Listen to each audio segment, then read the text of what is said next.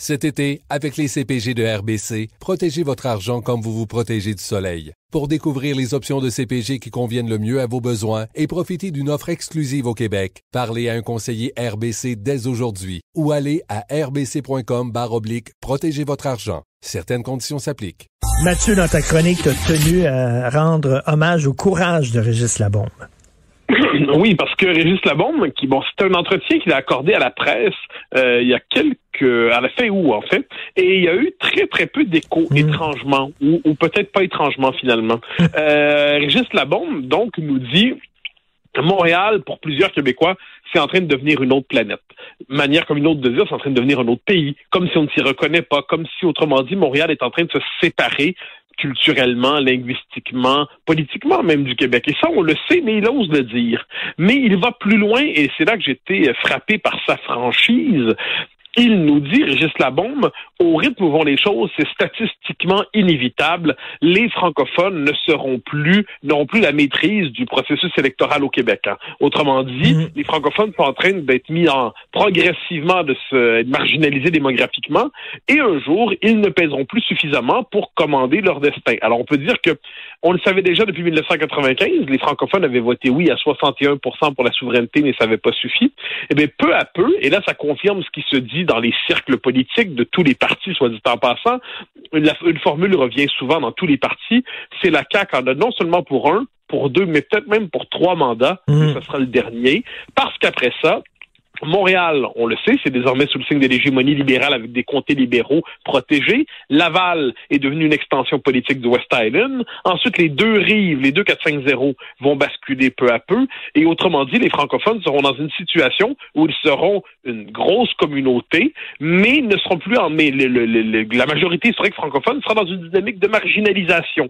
Tout ça, nous le savions. Hein, ça se répète, ça se dit. Il y a de bons livres qui ont été écrits sur ça. Jacques Houle a écrit Disparaître, un livre très important. Nous le savons.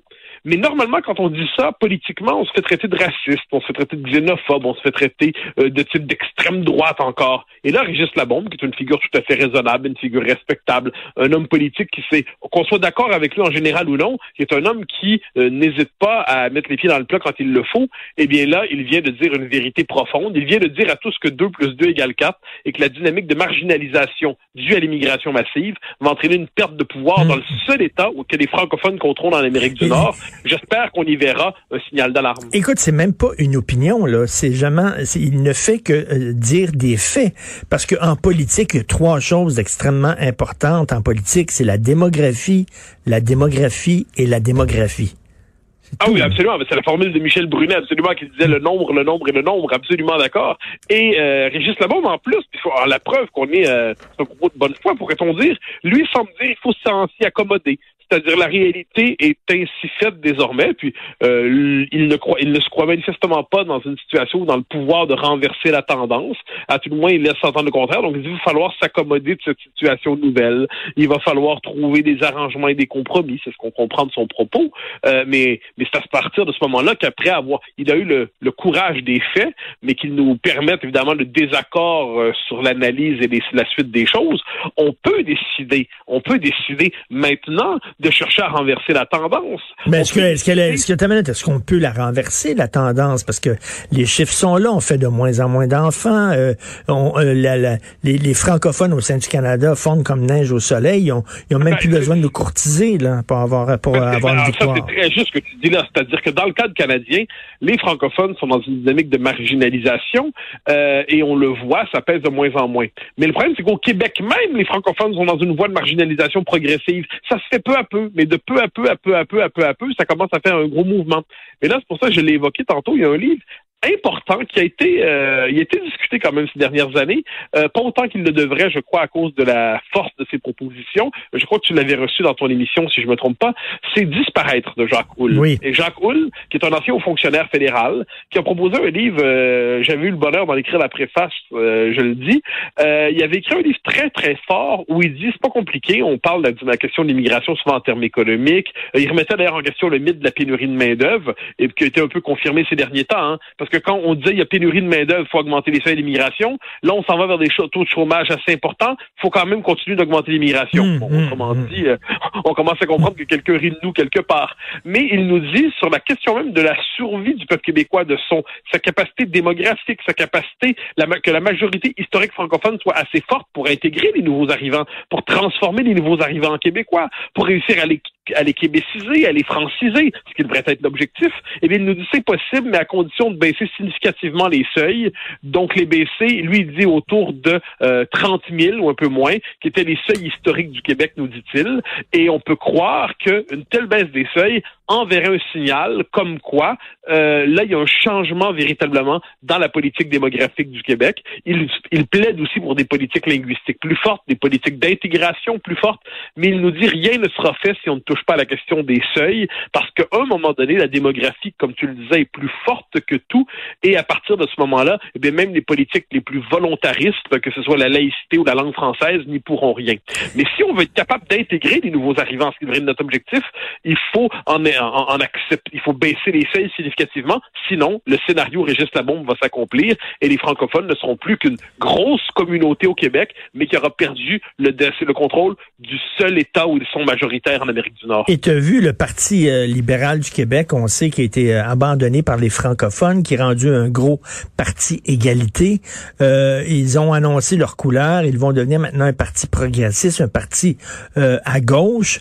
Mais ils tentent même pas d'essayer de séduire à nouveau les francophones. On dirait qu'ils ont baissé les bras en disant il n'y a rien à faire. On va se concentrer sur les anglophones, puis les allophones, puis les francophones, on les a perdus. Ce qui n'a pas besoin de tant de francophones que ça, c'est ce qu'on oublie de plus en plus, c'est que les libéraux, au fil des ans, quand on dit l'immigration massive est une richesse, moi je dis toujours c'est assurément une richesse pour le Parti libéral. C'est-à-dire le Parti libéral a fixé les seuils d'intégration en fonction de ses intérêts électoraux. Il comprenait que ses appuis dans le Québec francophone fondaient, donc il décidait de miser sur l'immigration massive pour être capable d'augmenter son bassin électoral. C'est pas original, soit dit en passant. Les travaillistes britanniques avaient dit qu'ils faisaient la même chose formellement, c'était même pas caché.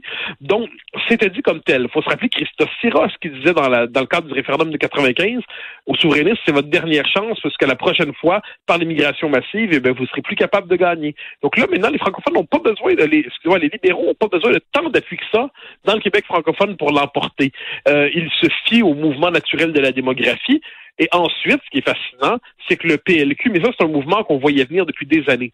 Le PLQ, pendant la Révolution tranquille, on pourrait dire au temps de Jean Lesage, au temps de Bourassa, a été un parti qui a dû être nationaliste. Le Parti libéral devait jouer la carte du nationalisme pour être crédible au Québec. Aujourd'hui, il s'assume de plus en plus comme une succursale idéologique du Parti libéral du Canada. Moi, j'appelle ça la colonisation idéologique du PLQ par le PLC. C'est la trudeauisation des libéraux provinciaux. Et quand on voit ça, quand on voit ce qu'ils deviennent, eh bien, nos libéraux provinciaux ne font même plus semblant d'être nationalistes. Ils vont peut-être brandir le drapeau d'une manière ou de l'autre de temps en temps, mais sur le fond des choses, nous savons où ils logent, et on pourrait dire que c'est peut-être, ce qui est fou, c'est que c'est peut-être même une forme de réalisme politique de leur part. Ils se disent, misons sur le moyen et le long terme, et la démographie nous donnera raison. À tout le moins, c'est leur calcul. Écoute, je sais que c'est pas, on peut pas dire ça, là, c'est très délicat de dire ça et très sensible, mais écoute, des fois, je me promène à Montréal et je vais dans des quartiers, c'est des enclaves, là, littéralement, je me dis, est-ce qu'il y a quelqu'un ici qui sait c'est qui Véronique Cloutier ou Guy Lepage? Vraiment, là, c'est des gens là qui vivent entre eux. Ils ont tous des antennes paraboliques pour écouter la télévision de leur pays d'origine. Parlent pas français. Et là, tu te dis, savent-tu c'est qui? Ils vivent-tu ici ou ils vivent à l'hôtel? Là? Ils vivent-tu chez nous? Il y a quelque chose d'absolument terrible à se dire, c'est que si on doit à tout prix convaincre les nouveaux arrivants de parler français, c'est parce que le français n'est pas nécessaire à Montréal, paradoxalement. On cherche à les convaincre, on leur dit on n'est pas si pire, on est du bon monde, on est intéressant, intéressez-vous à nous. Mais ce qu'on comprend, c'est que le français n'est plus la langue de la promotion sociale. Et plus encore, c'est en brandissant l'identité de minorité victime, entre guillemets, qu'on peut quelquefois dire, mais je n'existe pas, les francophones, c'est une majorité coupable de racisme systémique. Hein, on nous fait même le coup de la majorité blanche, comme si on était quelque part en Alabama. Et on nous dit, vous êtes globalement coupable. Et il n'est plus, à Montréal, nécessaire de parler français. On l'a vu avec la récente étude de l'OQLF, qui nous dit que l'anglais est de plus en plus la langue commune du travail à Montréal. On le voit lorsqu'il est possible d'avoir accès à des services gouvernementaux en anglais sans même passer par le français. Donc la tendance, elle est à l'anglicisation. Donc on peut dire que de ce point de vue, quand on dit oui, mais aimez-nous, ça en dit beaucoup sur notre désespoir. Puis il y a un livre magnifique qui avait écrit là-dessus, je m'en voudrais de pas le mentionner, c'est de Akos Verboci, qui avait écrit Rhapsodie québécoise. Lui, Akos, un immigrant hongrois, qui raconte que lorsqu'il il arrive au Québec, et bien globalement, rien ne le pousse à s'intégrer à la majorité francophone parce qu'en gros, on présente les francophones comme des losers, comme globalement une collection de perdants. Et quand il arrive au temps du cégep, le problème d'Akos, c'est qu'il parle mieux le français que l'anglais. Donc, pour poursuivre son parcours scolaire, il est obligé d'aller en français plutôt qu'en anglais. Et là, qu'est-ce qu'il découvre en arrivant avec les francophones globalement, majoritairement, c'est qu'on n'est pas si pire que ça et qu'on mérite peut-être d'être aimé. Ça vaut la peine de s'intégrer à notre groupe. Et ensuite, donc, il fait un parcours, il devient souverainiste.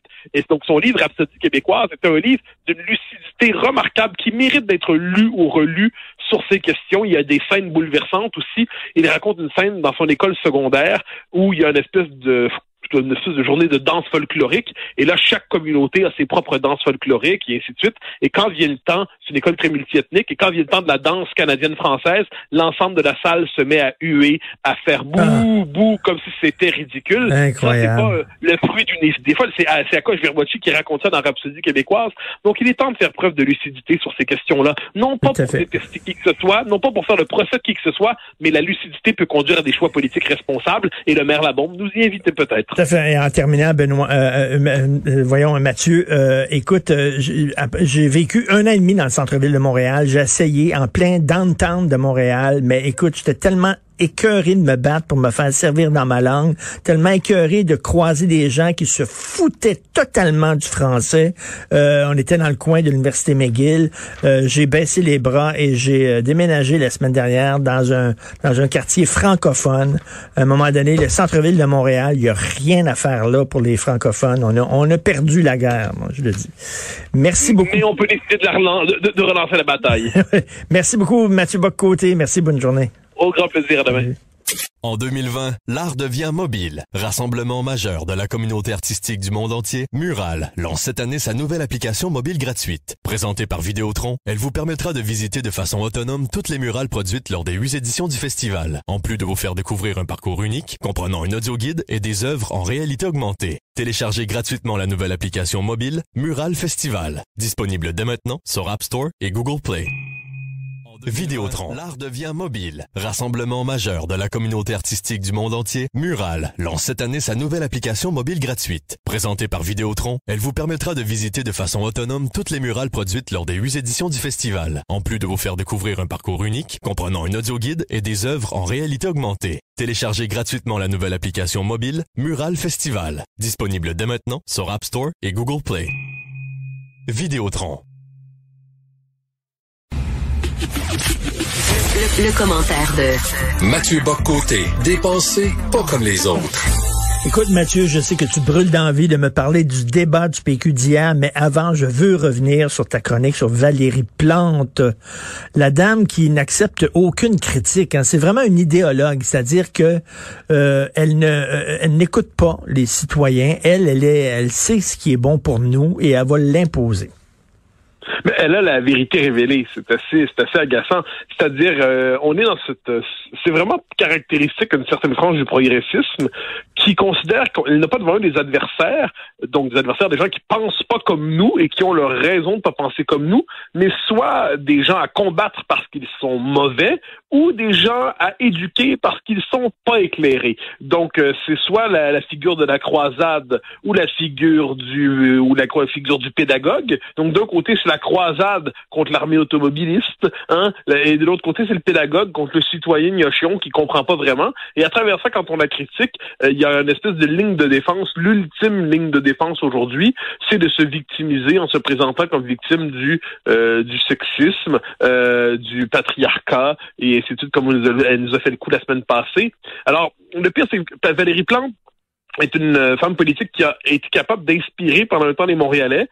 Elle porte un projet, appelons ça l'idée, de faire en sorte que nos villes redeviennent une série de quartiers, une série presque de villages, qui a du sens. Hein. C'est-à-dire, vivre en ville ne devrait pas vouloir dire vivre dans un environnement anonyme, un environnement perdu. Donc, il y a quelque chose de sensé dans ce que porte ce courant-là, Projet Montréal, et ainsi de suite. Mais quand c'est confisqué par des idéologues, ça devient franchement désagréable. Et là, on en arrive avec la proposition, je pense que c'était la semaine passée ou celle d'avant, hein, ce que j'appelais la brouette cosmique, c'est-à-dire cette idée, on va faire sur le plateau Mont-Royal, c'est porté par Marie Plourde, je crois. On va faire nos courses, on aura une brouette pour transporter les choses jusqu'à la voiture. Et là, on se dit, bon, ces gens-là vivent dans un monde parallèle. Ce monde parallèle, ils ne semblent pas vouloir le quitter. Et c'est l'éco-brouette, c'est-à-dire c'est une brouette écologique, et comme me disait, je pense c'est Vincent Dessureau qui me disait ça, as-tu déjà vu une brouette qui était pas écologique? Y a-tu des brouettes à moteur? Probablement dans une banlieue américaine. Mais ça, c'est une autre question. Mais non, je trouve qu'il y a quelque chose dans cet univers parallèle. Et ensuite, il y a quelque chose d'assez agaçant. Mais ça c'est bon, ce sont mes observations à moi, mais je suis persuadé que je suis pas le seul à les faire. Il y a quand même des limites à marquer aussi de manière aussi ostentatoire qu'elle veut se détacher du Québec. Moi, j'y reviens souvent, mais son obstination à faire tout en bilingue, comme si le français n'était pas la langue commune, comme si ça allait de soi, comme si c'était la nouvelle évidence. Le fait qu'elle était quand même déjà oubliée de parler français dans un discours. Je sais pas comment on peut oublier de parler français. Je cherche par tous les chemins psychologiques disponibles pour me rendre là. Ça me rentre pas dans la tête. Le fait qu'elle achète toutes les théories les plus loufoques sur territoire non cédé, sur racisme systémique. Le fait que dès qu'on sort de la pandémie, elle inflige à ses fonctionnaires des cours d'écriture inclusive. Tout ça, ça s'accumule. Puis à un moment donné, la sympathie qu'on pouvait avoir envers une femme qui voulait, qui portait le projet, appelons ça une forme d'humanisation de la métropole, eh bien, ça se transforme en exaspération devant une idéologue. Et c'est vraiment le symbole là, de la gauche multiculturelle qui a honte de tout ce qui est identitaire.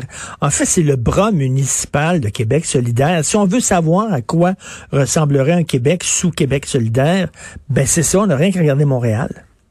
Ah oui, mais ça c'est important de le dire. Effectivement, une partie de ce qu'on pourrait appeler la gauche radicale aujourd'hui considère que si elle a peu de chance de l'emporter au niveau national, les municipalités, les villes, c'est un lieu d'expérimentation. Hein? C'est un lieu où appliquer leurs projets politiques. Et quand on s'intéresse au courant idéologique, appelons ça la pensée de gauche aujourd'hui, la pensée de la gauche radicale, l'horizon municipal est un horizon rédempteur, un horizon d'émancipation pour une certaine d'entre eux. Et on peut voir ce que ça donne, si je peux me permettre, si on se tourne vers Paris avec Anne Hidalgo. Hein, c'est-à-dire, de ce point de vue, Anne Hidalgo et Valérie Plante nous donnent une représentation radieuse du socialisme municipal, disons ça comme ça. Mais de manière plus prosaïque, on se retrouve effectivement devant ici un QS au pouvoir, dans un environnement limité, avec des pouvoirs limités, mais on voit, cela dit, quelle est cette tentation, quel imaginaire porte finalement QS au pouvoir ou Valérie Plante au pouvoir. Deuxième débat du PQ hier. Est-ce que le premier débat, t'avais dit c'était totalement surréaliste et tu m'avais fait rire en disant c'est juste on n'avait pas parlé du programme spatial dans un Québec souverain. Est-ce que c'était un peu plus terre à terre hier? Ben, exagérément, c'est-à-dire, je veux pas avoir l'air du style que j'avais content, parce que je suis quand même de ce point de vue. Mais ça faut dire que j'ai un rapport au Parti québécois qui est un peu semblable à celui à l'Église catholique. C'est-à-dire, je veux l'aimer, mais chaque fois que je m'en rapproche, je le fuis. Alors, il y a quelque chose dans le débat d'hier qui est assez particulier. L'autre fois, c'était stratosphérique, et là, c'était tellement terre à terre qu'un peu plus, si on parlait du programme de compostage de Drummondville.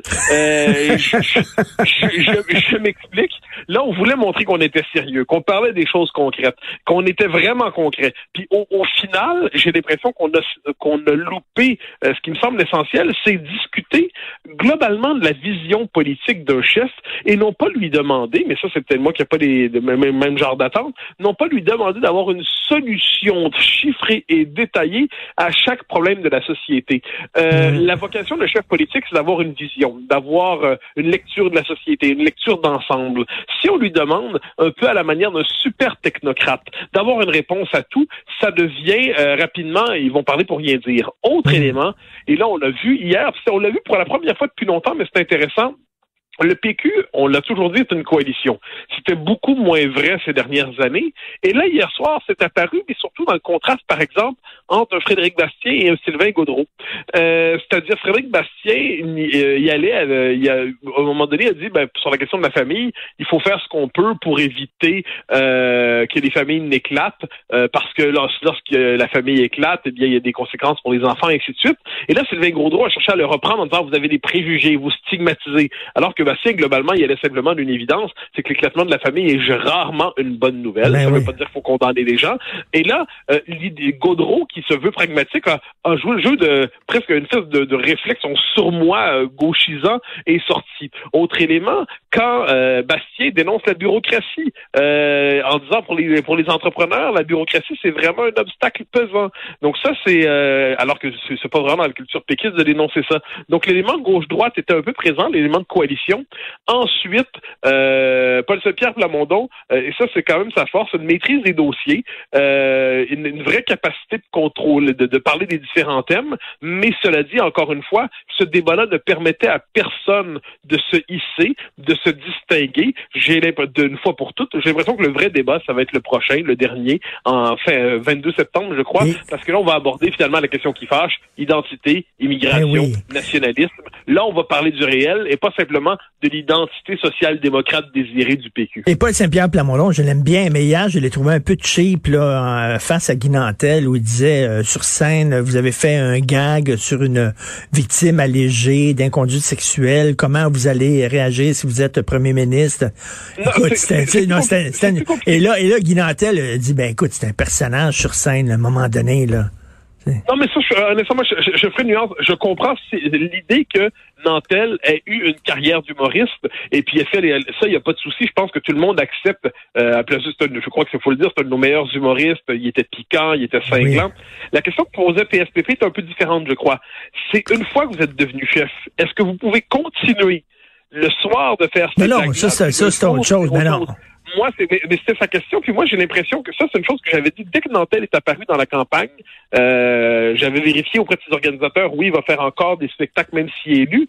Et moi, la question que je me posais, puis je me la pose encore, c'est est-ce que la parole publique peut se diviser? C'est-à-dire, quand on devient chef d'un parti politique, est-ce qu'on peut au même moment être encore un humoriste? Non, écoute, je pense que tout le monde est d'accord avec ça, ça n'a pas de maudit bon sens, mais ce qui semblait dire, c'est que vous avez déjà fait un gag sur une présumée, une victime allégée d'agression sexuelle, et donc il semblait lui dire que vous manquez de sensibilité envers les victimes d'agression sexuelle.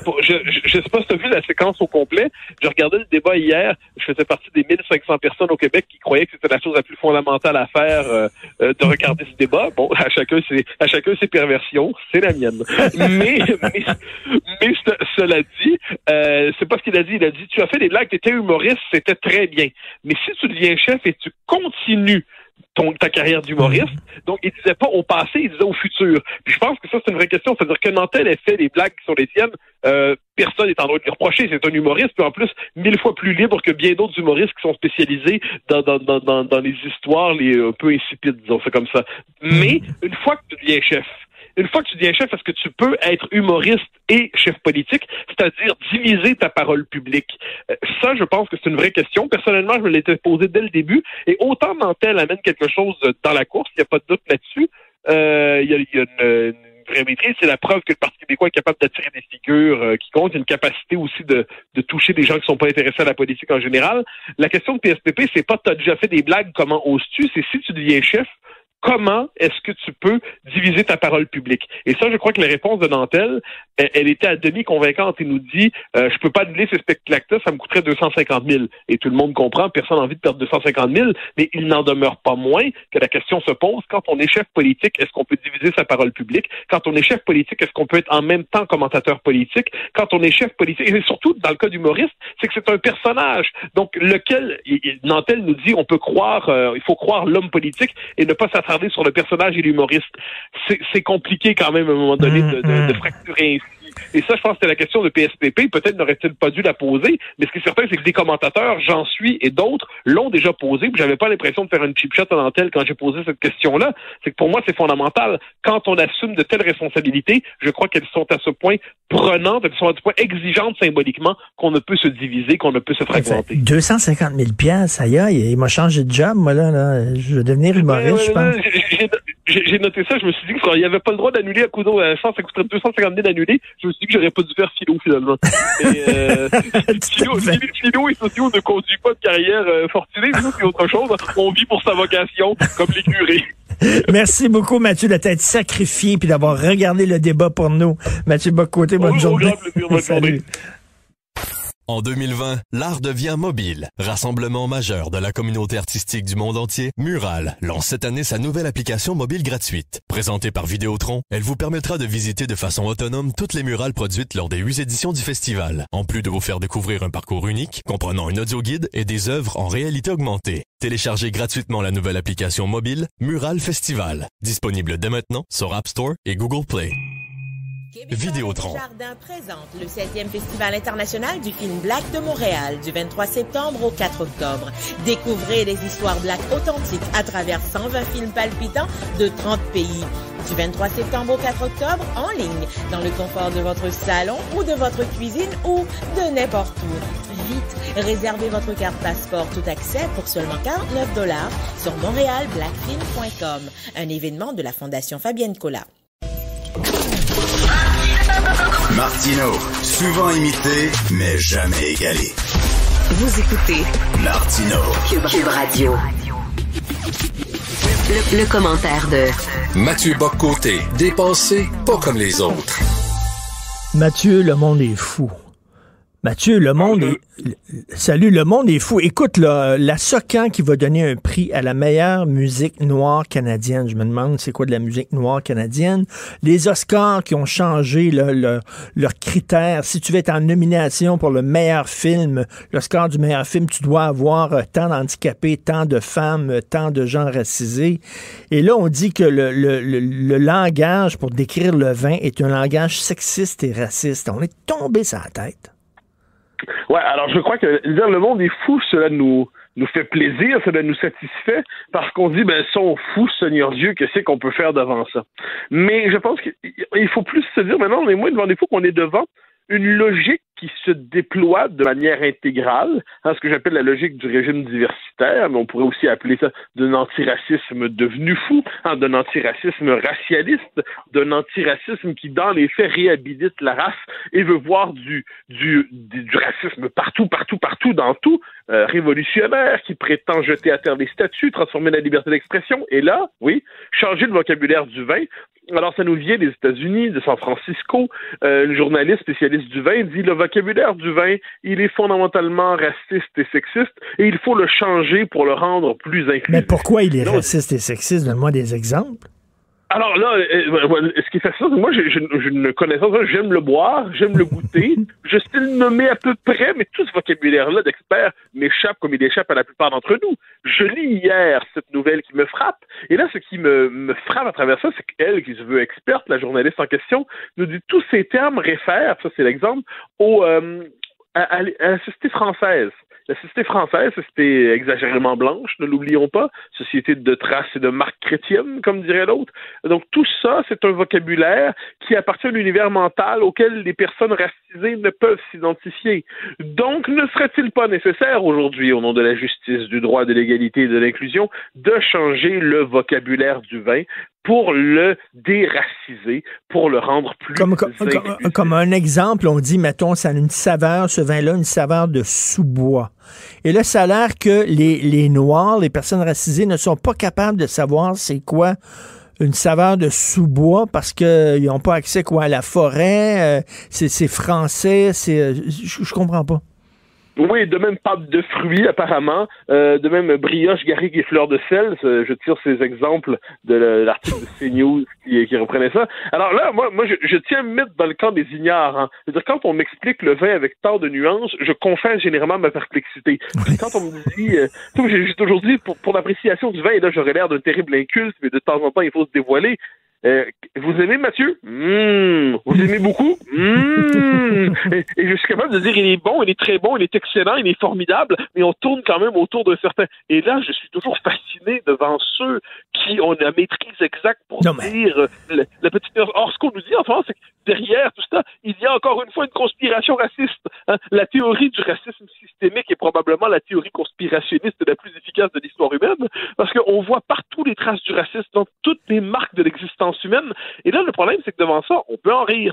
Première réaction, ils sont fous. Deuxième réaction, ils sont tombés sur la tête. Troisième réaction, dans 1 an, dans 5 ans, dans 10 ans, la SAQ va se mettre à parler comme le demande la chroniqueuse du San Francisco Chronicle. Mais écoute, moi, je trouve pas que le langage du vin est raciste ou sexiste. Je trouve qu'il est smart. Il y a rien de pire qu'avoir un sommelier dans un restaurant qui veut partager ses connaissances et montrer à quel point il est un expert. Et toi, évidemment, un triple idiot. Alors là, qui arrive, puis là, qui en met, tu dis, écoute, sers-moi le vin. Décris-le-moi rapidement, puis sac ton camp. À un moment donné, donne-moi pas un cours de vin, mais bref. Là, c'est quoi? Il va falloir faire des références, mettons, je sais pas, à la géographie jamaïcaine ou à la géographie haïtienne. Lorsqu'on parle de vin, il va falloir dire que c'est un vin au lieu que ça goûte le sous-bois. On va dire ça goûte, je sais pas, une racine qui pousse seulement dans les pays tropicaux. Ben là, enfin, moi, j'ai un souvenir amusé. Hein, on s'en souvient, au plus fort des manifestations cet été, je crois que c'est L'Oréal qui disait que le vin blanc, pas le vin blanc, le mot blanc devait être proscrit de ses produits parce que le mot blanc était un mot raciste et toxique. Alors, je redoute la fin du vin blanc. Je redoute la fin du vin blanc. Bon, je le dis de manière moqueuse, mais le fait est qu'on est devant un tel emportement idéologique, devant un tel basculement, devant... on est à l'échelle de l'histoire, je crois qu'on est vraiment dans un moment révolutionnaire qui peut nous sembler absurde, mais le propre d'une idéologie nouvelle qui s'installe, c'est qu'elle est intégriste à certains égards, qu'elle veut s'emparer de tout, qu'elle ne tolère aucune trace du monde d'hier. Et là, c'est quand même le vocabulaire du... En fait, le racisme est absolument partout. C'est ce qu'on nous dit, c'est ce que nous dit Robin DiAngelo, c'est ce que nous dit Ibram X. Kendi, c'est ce que nous disent tous les théoriciens de l'antiracisme d'aujourd'hui. Le racisme est absolument partout et il faut l'arracher partout. Il est même apparemment dans le vocabulaire du vin. Et ne soyons pas surpris, il y aura d'autres manifestations semblables dans les temps. L'arracher comme une mauvaise herbe, tout à fait. Et écoute, toi, tu es un expert dans l'histoire des idées, Mathieu. Moi, j'ai rarement vu une idée se déployer aussi rapidement. C'est parti de certains campus aux États-Unis et là, c'est rendu que même les Oscars sont en train de changer les critères de leur... On dirait que c'est partout. Ça n'a pas pris de temps que cette idée-là est devenue comme acceptée. Alors, ça dépend du point de vue que tu adoptes. C'est-à-dire, si on suit ces choses-là, j'avais écrit un livre sur cette question-là, l'Empire du politiquement correct. Si on suit la trace, cette espèce de révolution-là, ces premiers moments arrivent dans les années, deuxième moitié des années 60. On peut dire que le politiquement correct, tel qu'on le subit vraiment, ça naît dans les années 80 aux États-Unis, dans les campus américains. Et au début, on se dit, mais tout ça est fou. Et puis, on se dit, ces idées-là sont enfermées dans l'université, qui est la nouvelle figure de l'asile. Donc, c'est correct. C'est dans les départements de littérature comparée dans les universités, dans les départements de sciences sociales. C'est fou, puis c'est de même. Au Québec, on dira c'est à l'UQAM puis à Concordia. Bon. Le problème, c'est qu'à un moment donné, on se rend compte que c'est rendu en droit. Là, c'est rendu ensuite, là, on peut multiplier les exemples. Ça va même frapper les sciences dures, hein, les sciences les plus rigoureuses. Ça, on le voit de plus en plus. Alors là, aujourd'hui, on arrive au moment où il y a une forme de contamination de la culture populaire et du langage ordinaire par cette idéologie. Donc, ça a été la plus récente flambée. C'est très rapide, mais le fait est que l'espèce de diffusion de cette idéologie-là, le fait qu'elle percole dans la culture, ça fait sur une quarantaine d'années. C'est simplement que là, je pense qu'on est dans un moment d'accélération révolutionnaire, on est dans un moment d'intensité révolutionnaire, c'est que là, ça bascule. Et là, les dernières défenses cèdent. Et paradoxalement, aujourd'hui, le simple fait de douter de cela peut nous valoir la mort sociale. Rappelons-nous, au plus fort des manifestations du mois de juin, qui doutait du concept de racisme systémique pouvait perdre son emploi s'il était commentateur à la télévision.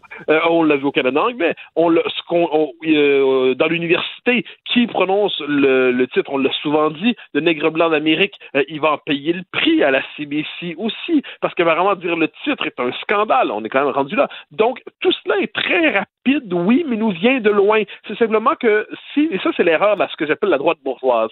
La droite bourgeoise est persuadée que il faut bien que jeunesse se passe, puis à un moment donné, on va vieillir et puis on rejoint tous. On veut tous finalement devenir un bon bourgeois, de petits bourgeois de classe moyenne installés dans la banlieue. Et là, ce qu'on oublie, c'est que les idées ont des conséquences. Et la gauche radicale, elle, on peut lui reprocher bien les choses, mais elle travaille. Elle travaille idéologiquement. Elle n'est pas très profonde intellectuellement. Elle est sectaire, elle est lyncheuse. Mais le fait est que le travail de conquête idéologique des institutions qui façonnent le discours dominant, donc l'université, les médias, il est mené, et devant cela, le bon conservateur un peu bénin et bedonnant dit « Bah, ça va passer, c'est quoi ces nouvelles niaiseries-là? » Mais non, ça passe pas, ça devient la nouvelle norme, et puis un jour, tout le monde écrit, normalise des mots comme, là, on les connaît, racisme systémique, fragilité blanche, privilège blanc, puis ça va de soi, puis à la radio d'État, on utilise ça, puis qui ne l'utilise pas passe pour un raciste et un type d'extrême droite. Donc, devant cela, rapidité, oui, par la dernière frappe, mais c'est une révolution de 40 ans qu'on n'a pas pris au sérieux et qui, aujourd'hui, est bien ce monde plus agressif que jamais. Mais tu as raison, Mathieu, en entrée de jeu, tu dis, quand j'ai dit le monde est fou, tu te dis, c'est une façon de minimiser ça, de le banaliser, d'en faire quasiment une farce, sauf que c'est particulièrement dangereux. C'est un mouvement qui est inquiétant. Ah oui, mais moi, je crois là-dessus. Je travaille sur un nouveau bouquin sur la question. Je crois, je disais ça récemment, j'ai toujours l'impression d'avoir écrit mon dernier livre sur la question, je vais enfin pouvoir écrire sur autre chose. Et non, le monde nous rattrape, hein, c'est-à-dire il ne nous laisse pas tranquilles. Eh bien non, je crois qu'on est dans un moment d'intensité révolutionnaire. Les libertés se restreignent. Dans les faits, on voit une régression des libertés publiques, une régression de l'espace mental dans lequel on peut se déployer comme société, une accélération du mouvement de l'histoire, le retour des foules agressives et haineuses, une légitimation de la violence physique contre ceux qui sont déclarés réactionnaires ou conservateurs, une légitimation de l'émeute si elle est faite au nom du bon étendard. Alors, on est devant un moment comme celui-là, et dans quelques années, la conversation que nous avons en ce moment sera probablement impossible. De là l'importance, me semble-t-il, dès maintenant, si on s'oppose à ça, de ne pas chercher des accommodements. On n'est pas devant des gens qui cherchent à s'accommoder. On est devant des gens qui sont dans une logique lyncheuse, une logique de purge. Donc, devant ça, je pense qu'il faut, dans le respect de la démocratie libérale, dans le respect du droit, dans le respect des institutions, dire non, non et non, et entreprendre la déconstruction méthodique de ces concepts, entreprendre une critique frontale de cet univers mental qui s'impose à nous et qui, oui, nous rend fous. Mais honte aux organismes comme les l'Academy Awards, et honte aux entreprises qui ne disent pas non, qui courbent l'échine, qui, même s'ils n'y croient pas, même si entre eux, dans leur conseil d'administration, disent c'est complètement débile, ce mouvement-là, mais quand même, bon, on va embarquer dans le mouvement de peur de pas être en mode, de peur faire l'objet de ridicule, de honte, etc. Donc, honte à ces gens-là qui n'osent pas dire non. Et de ce point de vue, ça c'est une autre affaire, qui a une autre critique à faire de la bonne droite bourgeoise. À l'époque de l'anticommunisme, on se disait oui, le capitalisme, c'est la liberté, hein, il faut défendre l'entreprise, c'est le lieu de la liberté. Comme qui dirait time out.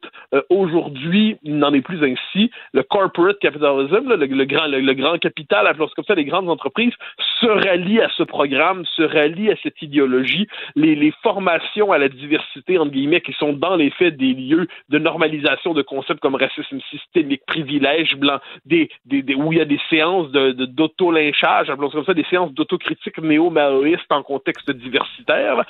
Tout ça, les grandes entreprises se sont ralliées à ça. Donc, c'est même plus seulement de la peur, je crois, c'est un effet de contamination idéologique. Donc, ils sont dans l'emportement. Ils sont tellement heureux d'être dans la révolution. Et de ce point de vue, la seule résistance, c'est celle de l'homme ordinaire, du kidam, qui continue à dire que, il me semble que 2 + 2 = 4. Il me semble qu'accuser toute une civilisation de racisme, il y a quelque chose qui relève du racisme là-dedans. Il me semble que faire le procès de l'existence même de notre civilisation, on pourrait quand même en prendre et en laisser. Hein? La perplexité, le caractère dubitatif de l'homme ordinaire devant cette révolution, c'est le dernier appui de la raison, pourrait-on dire. Alors, vive le sens commun dans les circonstances. J'ai très hâte de lire ton prochain livre, Mathieu Bock-Côté. Bonne journée, Mathieu. Merci.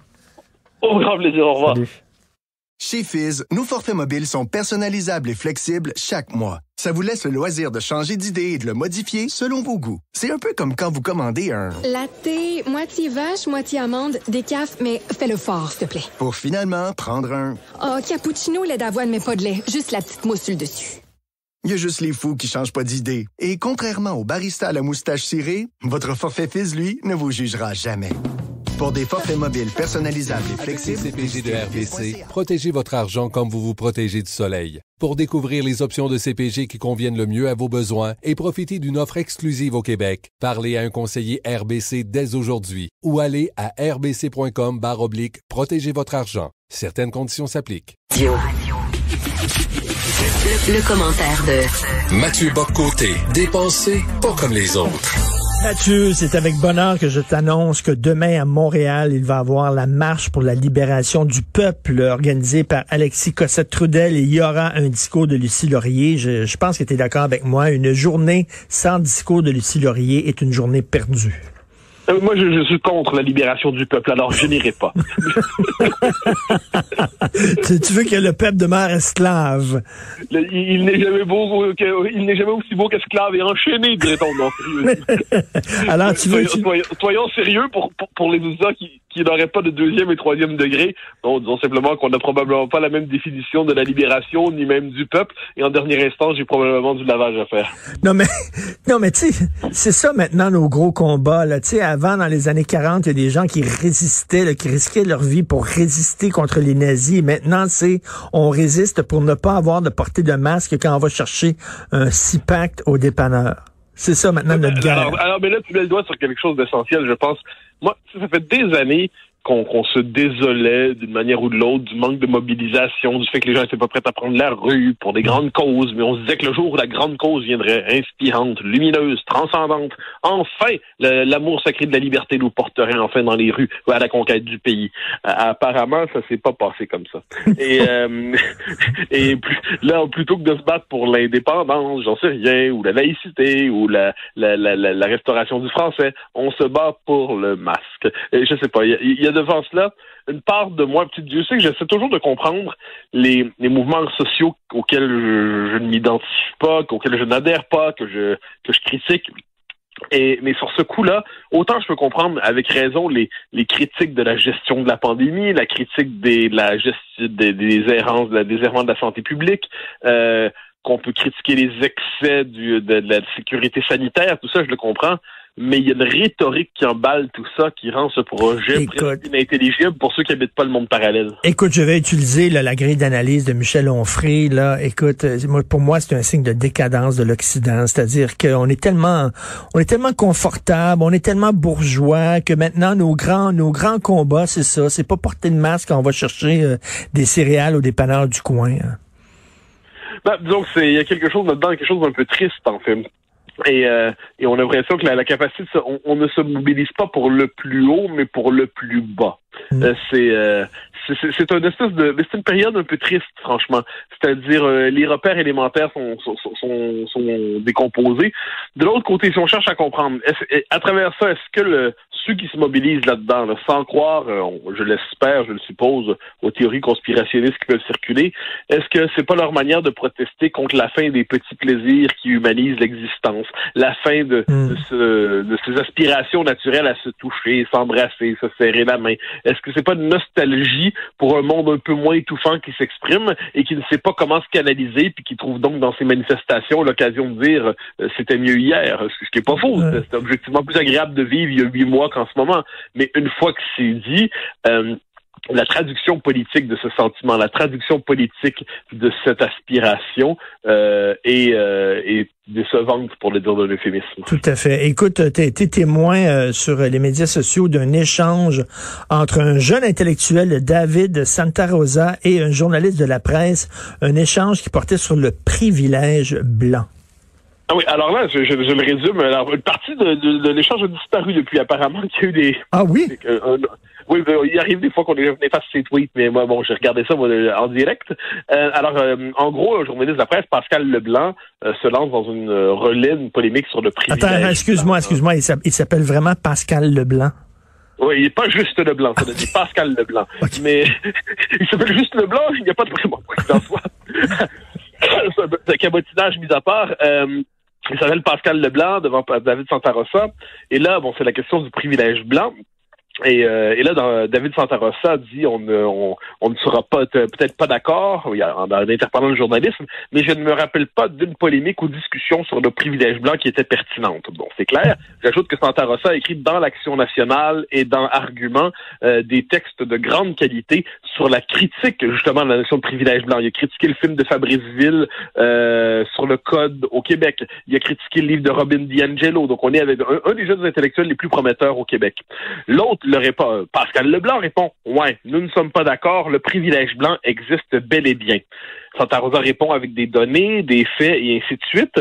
Et là, c'est formidable. Le bonhomme Leblanc, le journaliste Leblanc répond que les données le démontrent ou non, nous n'observerons pas clairement les mêmes choses en société. Le démontre ou non? Que les données... Alors, autrement dit, le privilège blanc existe. Là, on répond oui, mais les faits disent le contraire. La réponse que les données le démontrent ou non, le privilège blanc existe, c'est presque là. Et là, pour moi, ce petit échange-là, tout simple, qui peut sembler anodin et très révélateur, c'est voilà un journaliste ordinaire qui croit probablement, il fait probablement bien son travail en général. Un journaliste qui ne sait pas qu'il est militant. Un journaliste qui ne sait pas qu'il a basculé dans l'endoctrinement. Un journaliste qui ne sait pas qu'il est un relais idéologique, donc c'est comme ça, et qui considère qu'une notion comme privilège blanc est tout simplement indiscutable. Elle est indiscutable au point même de survivre aux données, aux faits qui prouvent qu'elle est plus fragile qu'on ne le croit et qui prouvent qu'on la démontre. Pour moi, ça en dit beaucoup sur l'état d'esprit d'une partie du milieu journalistique et plus largement du milieu médiatique au Québec. C'est qu'il y a des données auxquelles on adhère presque religieusement. Privilège blanc, racisme systémique, et même quand les données nous disent un instant c'est plus compliqué, le principe, le dogme existe au-delà même de la démonstration. Mais quelle est la différence entre ça et quelqu'un qui dit, t'as beau me dire par des données que la Terre est ronde, moi, ce que je vois devant moi, c'est qu'elle est plate. C'est la même chose? Absolument, on est dans la même logique. C'est-à-dire, moi, que les sciences, que le réel ne se laisse pas dissoudre dans la quantification des sciences sociales, dans les travaux, il n'y a pas de doute là-dessus. Le monde est toujours plus complexe que ce qu'on peut en démontrer. Une fois que c'est dit, là, on est quand même devant des gens qui croient. Il y a un privilège blanc. Pourquoi? C'est un fait de départ. Le privilège blanc n'est pas le fruit d'une série d'observations documentées, chiffrées, théorisées, réfléchies.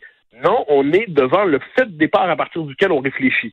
Donc, quand on a désormais, puis moi, c'est une chose dont je m'étais inquiété dans mon livre L'Empire du politiquement correct, quand, moi, j'appelle ça l'intégration progressive du vocabulaire militant dans le langage ordinaire. Donc, il y a des mots qui, il y a encore quelques années, on les écrivait entre guillemets. Hein, islamophobie, privilège blanc, racisme systémique, racisé. Tous ces mots-là, on savait que c'était des mots idéologiques et qui, lorsqu'on les utilisait, on savait encore qu'ils étaient teintés par leur dimension idéologique. Et là, arrive un moment dans l'utilisation du vocabulaire militant où les guillemets tombent. Les guillemets tombent. Et là, qu'est-ce qui arrive à ce moment-là? C'est que le mot relève désormais, vient basculer dans le champ, dans le camp de l'évidence. Et là, il n'est plus possible dès lors d'en discuter. Il a perdu la dernière trace qui nous rappelait qu'on devait en douter, les guillemets. Désormais, c'est un terme qui va de soi. Et là, c'est rendu que, faut bien voir, si on faisait une espèce d'étude comparée minimale du vocabulaire politique ordinaire ou médiatique ordinaire il y a 10 ans et aujourd'hui, le nombre de termes qui se sont imposés comme s'ils allaient de soi désormais, c'est fascinant. Or, les mots, pour reprendre la formule de Patrick Moreau, le brillant intellectuel qui dirige la revue Argument, encore une fois, et qui enseigne au Cégep Pontic, il a écrit un livre magnifique, ces mots qui pensent à notre place.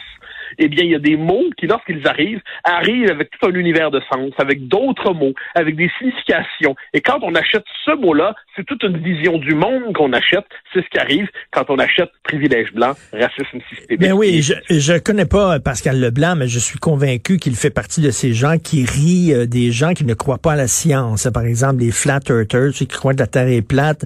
Voyons donc, ils ne croient pas à la science. Or, lui non plus, là, quand on lui dit, ben écoute, les données factuelles sont là, il n'y a pas de privilège blanc, regarde, il y a des blancs qui sont pauvres, etc. Bon, et là, soudainement, la science prend le bord. Oui, mais alors, c'est ça qui est fascinant, c'est-à-dire, je ne doute pas, en effet, qu'on est devant un journaliste qui, tout à fait, en général, je ne doute ni de son honnêteté, ni de sa volonté de bien faire le travail. Je veux dire, c'est pas un procès d'un journaliste qui est très certainement quelqu'un qui fait tout ce qu'il peut pour bien faire son travail tel qu'il se le représente. Moi, ce qui m'inquiète, c'est que ce journaliste, qui jusqu'ici était peu connu, disons-le poliment, devient l'incarnation de cette espèce de normalisation du vocabulaire militant. Et là, effectivement, je ne doute pas qu'il se moque de l'anti-science. Je ne doute pas qu'il se moque de tous les conspirationnistes. Ça, puis il a raison de se moquer des gens qui se foutent de la science avec raison. Mais apparemment, quand ça heurte son propre univers de sens, ses propres convictions, là, finalement, on pourrait dire que le travail de la raison prend le bord. Et ça nous rappelle une chose, c'est que l'esprit woke, dont on parle souvent, cette espèce d'hypersensibilité aux minorités, je suis de ceux, et je ne suis loin d'être le seul, qui parle désormais de la religion woke. On est devant un esprit religieux. C'est-à-dire, même le mot woke est là, l'éveil. Mais ça fait référence à quoi? C'est que là, on était enfermés dans nos privilèges, et là, on est tiré du sommeil dogmatique de nos privilèges. On a eu la révélation, j'ai les privilèges, donc là, je dois entrer dans la nuit des privilèges, pour le dire avec un vocabulaire historique, là, je m'accuse de mes privilèges, je veux m'informer auprès de l'opprimé du moment, du discriminé du moment, éclaire-moi sur mes privilèges et apprends-moi à me délivrer de mes péchés pour que je devienne une meilleure personne, accepte ma confession, je te demande pardon, repentance, c'est possible. Et au terme de cela, eh bien, on est devant un esprit religieux. Et ensuite, il y a ceux qui sont toujours pas éveillés, qui sont toujours pas conscients de leurs privilèges. Eux sont dans la nuit obscure des temps du privilège blanc. Et là, on est véritablement en la matière. Donc, la doctrine de l'éveil, la doctrine des illuminés, de l'autre côté, ceux qui sont pas encore illuminés. On est devant un vocabulaire religieux qui ne sait pas qu'il est religieux et qui se prend même pour la science et qui se prend même pour la description journalistique ordinaire. Ça va pas bien. Ça va pas bien. Et c'est vendredi ce soir. Ne prends pas un vin robuste et long en bouche parce que c'est misogyne et sexiste, là. Moi, je ne boirai désormais que de l'eau, dans l'espoir, enfin, d'être consensuel. Et j'y parviendrai. Encore une fois, il y a le choix de l'eau. Et là, je redeviendrai polarisant. Bon week-end, Mathieu. Salut. Bonne journée. Bye-bye. Québecor et Desjardins présente le 7e Festival international du film Black de Montréal du 23 septembre au 4 octobre. Découvrez les histoires Black authentiques à travers 120 films palpitants de 30 pays. Du 23 septembre au 4 octobre, en ligne, dans le confort de votre salon ou de votre cuisine ou de n'importe où. Vite, réservez votre carte passeport tout accès pour seulement $49 sur montrealblackfilm.com, un événement de la Fondation Fabienne Colas.